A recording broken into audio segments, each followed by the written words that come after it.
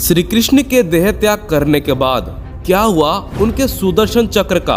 क्या आज भी ये अस्त्र मौजूद है? सुदर्शन चक्र संसार का सबसे शक्तिशाली अस्त्र है। हिंदू के माइथोलॉजी के मुताबिक ये कोई आम अस्त्र नहीं है जो हर कोई इसे चला सके। ये भगवान विष्णु का अस्त्र है जिसे केवल भगवान विष्णु और उनके अवतार ही धारण कर सकते हैं और उन्हीं की आज्ञा पर सुदर्शन चक्र किसी पर वार करता है। सुदर्शन चक्र किसी पर चलाया नहीं जाता बल्कि इसे इच्छा शक्ति से आज्ञा दिया जाता है। यह अस्त्र कभी भी गलती नहीं करता।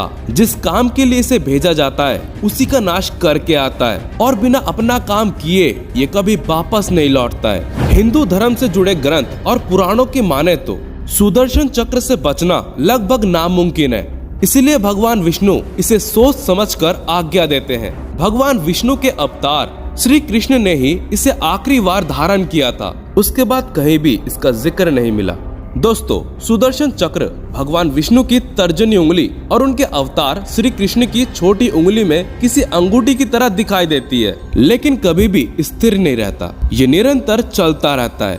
ऋग्वेद में सुदर्शन चक्र को समय का चक्र बताया गया है। ऋग्वेद के अनुसार सुदर्शन चक्र कोई अस्त्र नहीं है, ये समय का चक्र है जो निरंतर चलता रहता है। लेकिन जरूरत पड़ने पर भगवान विष्णु इसे रोक देते हैं। जब भी भगवान विष्णु को किसी पाप को रोकना हो तो वो सुदर्शन चक्र की मदद से पिछले समय में वापस जाकर बहुत सी चीजों को फेरबदल कर देते हैं। शत्रु को मारने के लिए समय के चक्र को वापस वहीं पे पूर्ण स्थिर कर देते हैं और वापस आकर उसका वध कर देते हैं। इस दौरान समय रुक जाता है। श्री कृष्ण समय के आगे भी जा सकते हैं और समय को रोक कर भी रख सकते हैं। जैसे अर्जुन को महाभारत के युद्ध के दौरान श्री कृष्ण ने गीता का उपदेश दिया था, उस समय को रोककर ऐसा किया गया था और फिर दोबारा सब वहीं से शुरू हो गया था। लेकिन शिव पुराण के मुताबिक ये एक अस्त्र ही है जिसमें 108 ब्लेडें थी। ये कई योजन तक दूरी तय कर सकता है। एक योजन में 8 किलोमीटर होता है। दोस्तों, इसके बारे में इतने विस्तार से वर्णन होना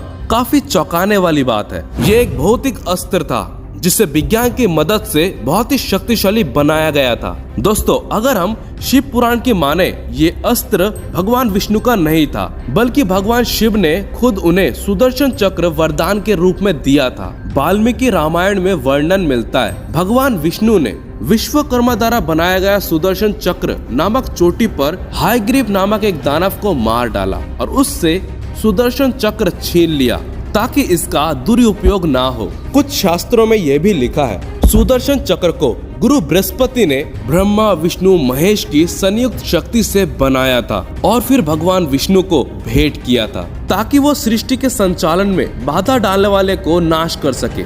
दोस्तों, कुछ विचारधाराओं की माने तो ये सब कथाएं पूरी तरह से सच नहीं रखती, क्योंकि सुदर्शन चक्र को भगवान विष्णु के हर कथा में जुड़ा हुआ पाया गया है। तो ये कैसे संभव है कि उन्हें किसी और ने दिया है? भगवान विष्णु इसलिए खुद को चक्रधारी कहते हैं क्योंकि उन्होंने खुद को एक शक्तिशाली हथियार से खुद को जोड़ा है। दोस्तों, अब तक सुदर्शन चक्र के उत्पत्ति को लेकर सबसे ज्यादा मानी जाने वाली कथा भगवान शिव से जुड़ी हुई है। कथा के अनुसार एक बार राक्षसों ने देवताओं का जीवन इतना कठिन बना दिया। हर दूसरे तीसरे दिन कोई असुर या कोई राक्षस उन्हें प्रताड़ित करने आती थी।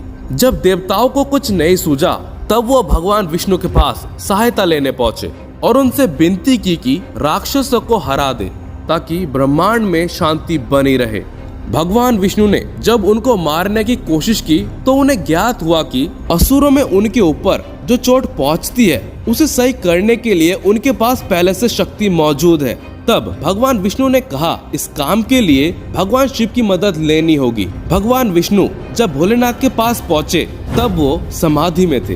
विष्णु जी उनके समाधि को तोड़ना नहीं चाहते थे। तब उन्होंने शिव की उपासना करनी शुरू कर दी। तो कभी तो उनके मन की आवाज भोलेनाथ तक पहुँचे कि कई सालों तक भगवान विष्णु शिव की उपासना करते रहे। इस दौरान रोज भोलेनाथ की पूजा करते हुए विष्णु जी 1000 कमल के फूल भोलेनाथ को अर्पित करते थे। कई साल बाद जब भगवान शिव समाधि से निकले तो विष्णु की भक्ति देखकर भगवान शिव बहुत ही प्रसन्न हुए, लेकिन उन्होंने विष्णु जी की परीक्षा लेनी चाहिए। इस बार भगवान विष्णु 1000 कमल के फूल इकट्ठे करने गए तो भगवान शिव ने एक कमल का फूल चोरी कर लिया। अब भगवान विष्णु क्या करेंगे? भगवान विष्णु 1000 फूल इकट्ठा नहीं कर पाए। तब उन्होंने शिव की पूजा में अपनी एक आंख निकालकर अर्पित कर दी। तब भोलेनाथ बहुत ही प्रसन्न हुए।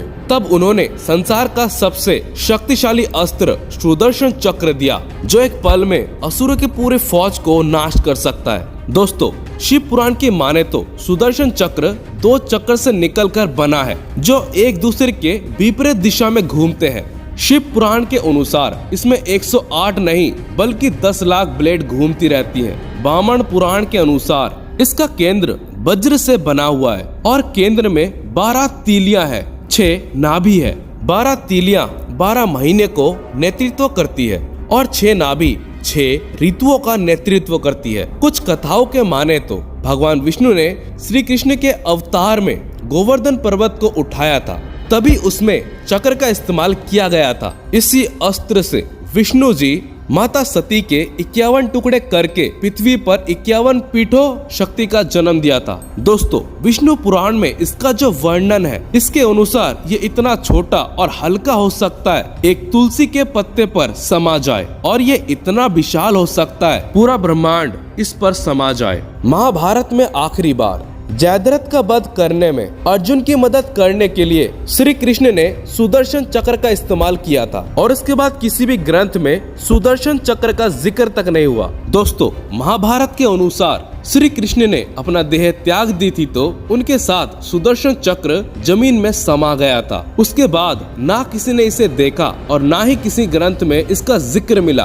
क्योंकि इसे सिर्फ भगवान विष्णु के अवतार ही धारण कर सकते हैं। इसलिए कलयुग में जब पाप चरम पर होगा, फिर भगवान विष्णु अपने कल के अवतार में जन्म लेंगे, तब उन्हें सुदर्शन चक्र मिलेगा।